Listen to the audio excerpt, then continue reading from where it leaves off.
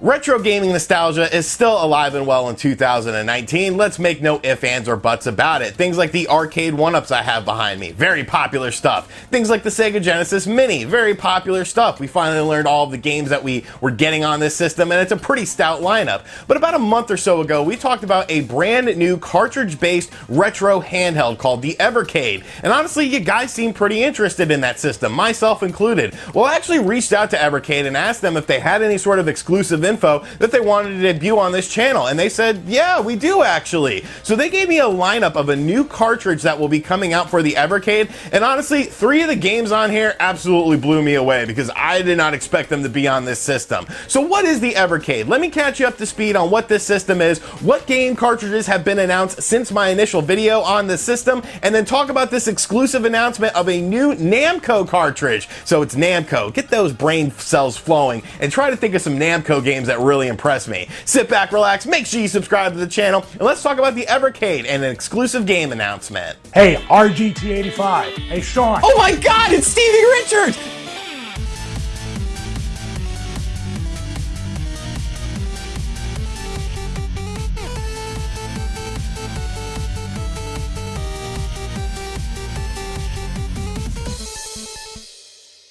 So let's catch you briefly up to speed on what the Evercade is. The Evercade was announced back in late April of 2019, and we learned some basic information about it. It's basically a retro gaming handheld system that you can also use to your television to have TV output. You can have different screen resolutions like 16:9 if you prefer a full screen look, or 4:3, which of course is the traditional look for these games. It has about 4 to 5 hours of battery life, and of course the main draw to this system for collectors is the fact that it will be releasing games via a cartridge medium. There won't be any sort of downloads, there won't be any sort of internet stuff with this system. It's basically a new handheld that plays retro cartridges with compilations from various companies. Now, when we first learned about this system, honestly, the games didn't really interest me all that much. It was sort of older stuff. We saw things like the Atari collection, which had a variety of 2600 and 7800 games on there. I do like the Atari 7800. I think it's a pretty decent system. We also got some other systems, older stuff that just was a bit before my time.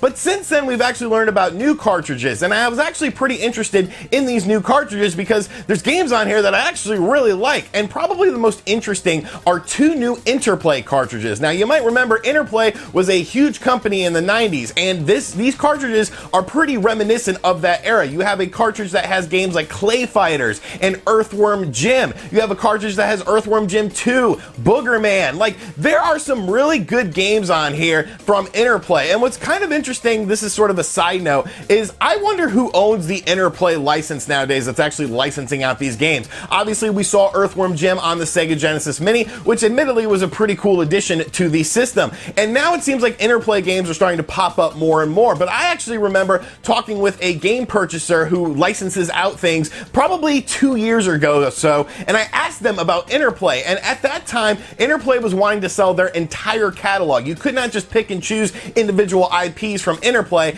Whoever controlled the Interplay licensing wanted someone to buy the entire catalog, and the price point was astronomical. So I don't know if either they came down on that price point, they found someone to buy this, but really just to see Interplay games coming back, games like Booger Man, Earthworm Jim 2, Clay Fighters 2, I think that's very impressive. And the fact that these are going to be releasing on cartridges for this system is very cool. The price point of this system is pretty reasonable in my opinion. For $80, you get this system along with 1 cartridge, and for $100 you get the system along with 3 cartridges. Cartridges are about $20, so it's really not that big of an investment as far as purchasing these games. And of course, they're officially licensed. Now, we do still have questions about emulation, we do still have questions about build quality of the system, but honestly, I'm trying to keep a positive mind about this. It seems like Evercade is actually trying with this system. They're actually trying to do something positive with retro gaming, and it seems like they are working with these companies. So as long as they continue to do that, I think this has the potential to be a really good system. But like I said, I have some exclusive announcements coming for the Evercade, and these come to us from Namco. Now, there have been some Namco collections announced for the system with things like Pac-Man on there. I mean, really, what's a retro gaming system without Pac-Man?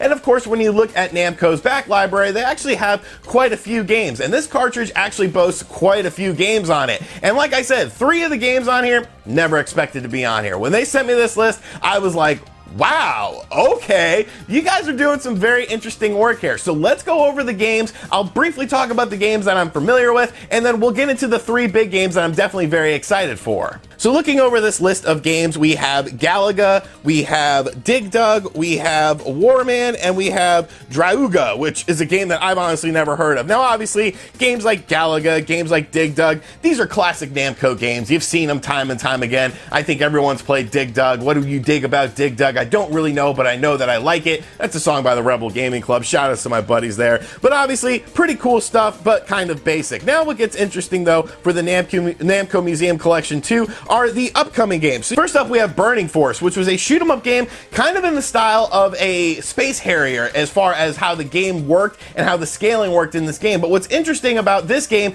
is that it never released on a Sega Genesis or the NES or the Super Nintendo. Most of the games that we've learned about so far have been from those systems. This system, the closest thing it came to was the TurboGrafx 16. So I'm not quite sure what version of the game that Burning Force is going to be, but I do think it looks like a pretty cool game. Next up, you have Pack Attack, which of course is a classic Pac-Man spin-off game. Not a game that I'm a super huge fan of, but I think some people will enjoy it. You also have Dragon Spirit, which is a fun shoot-'em-up game where you play as a dragon, obviously. And I actually really like that game. I've played it before, and it's actually a lot of fun. Then you have Felios, which is another shoot-'em-up game that I've honestly never played before, but I did look at the game before making this video just to sort of familiarize myself with it, and I thought it looked pretty cool. So, decent stuff on here. You know, nothing groundbreaking, nothing too crazy, but then we get into the 3 games. And the first game is a game that people don't even know about. Like, the amount of people that know about this game is criminally low. And it's such a shame because it's a precursor to one of the most popular fighting series of all time.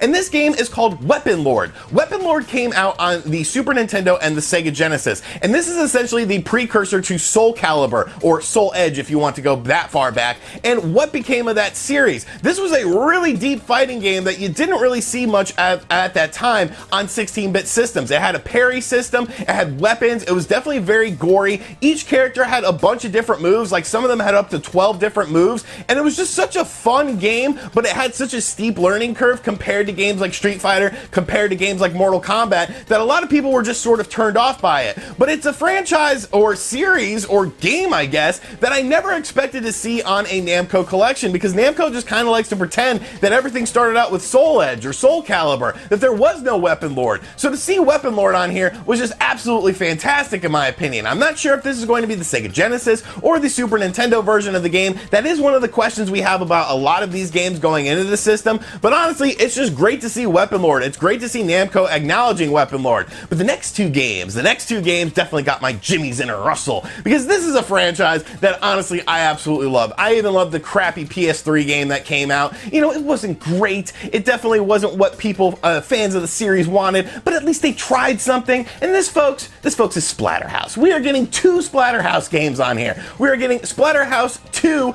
on the Namco Classic Collection Cartridge 2. Now, of course, Splatterhouse 2 is a sequel to Splatterhouse 1 and pretty much retains that same sort of gameplay style, where it is a 2D side-scrolling game where you control a character named Rick who has this mask that looks a lot like Jason Voorhees, and he basically has to save his girlfriend Jennifer in this 2D side-scrolling game. Really fun game, really bloody game, and a really underrated game in sort of the horror genre, the action genre in general. So I'm definitely very excited to see Splatterhouse 2, especially since Namco hasn't talked about Splatterhouse since the PS3 version of the game that came out back in like 9 years ago in 2010. But what's really interesting is the next game is actually Splatterhouse 3. Now, Splatterhouse 3 definitely had sort of an identity crisis, and a lot of people don't like Splatterhouse 3 as much as the first 2 Splatterhouse games, but honestly, I really like Splatterhouse 3. I might actually like Splatterhouse 3 more than Splatterhouse 1 and 2, which I know is sacrilege and people are gonna get mad at me, but honestly, it's just my personal opinion. I like the fact that you're searching through this big mansion and going from room to room, playing as Rick, trying to find Jennifer. I like the variety in this. I like the fact that you can move up and down in the levels. There's a lot more freedom in these levels, and I just felt like Splatterhouse 3 was a really fun game that some people just for whatever reason don't like, because it was sort of different than the first 2 games. And of course, there's the whole time limit thing, which is very annoying. But yeah, you're getting Weapon Lord, Splatterhouse 2, and Splatterhouse 3 on this Namco cartridge. Honestly, to me, that's worth the price of $20 or whatever they're going to be charging for the cartridges alone. Like, I'm not even worried about the other games on here. All the other games are just an added bonus. So I'm really liking what I'm seeing from this Evercade system, just from the fact that they're actually getting interesting games on here. Games like Boogerman, games like Earthworm Jim 2, games like Clay Fighters 2, games like Splatterhouse, games like Weapon Lord, games from the 8-bit and the 16-bit era that probably are a bit forgotten about, that definitely need a chance to shine. So I'm definitely curious to see what the future of this system holds. I think they're doing a really good job with it. I hope we continue to see more quality game compilations on here. I just hope that the build quality of the system is good, and that of course the emulation is spot on, because if so, this system might be a winner. Of course we're going to review it on the channel, so I'll be giving you guys my thoughts, but I'm definitely pretty stoked on this. So let me know in the comments section down below what you think of this. Are you excited and surprised to see games like Splatterhouse and Weapon Lord being brought back for this Evercade system? And as always guys, thank you for checking out this video. If you're new to the channel, make sure you subscribe and turn on notifications. Check out other videos on the channel, and as always, I'll catch you guys on the next one. Later.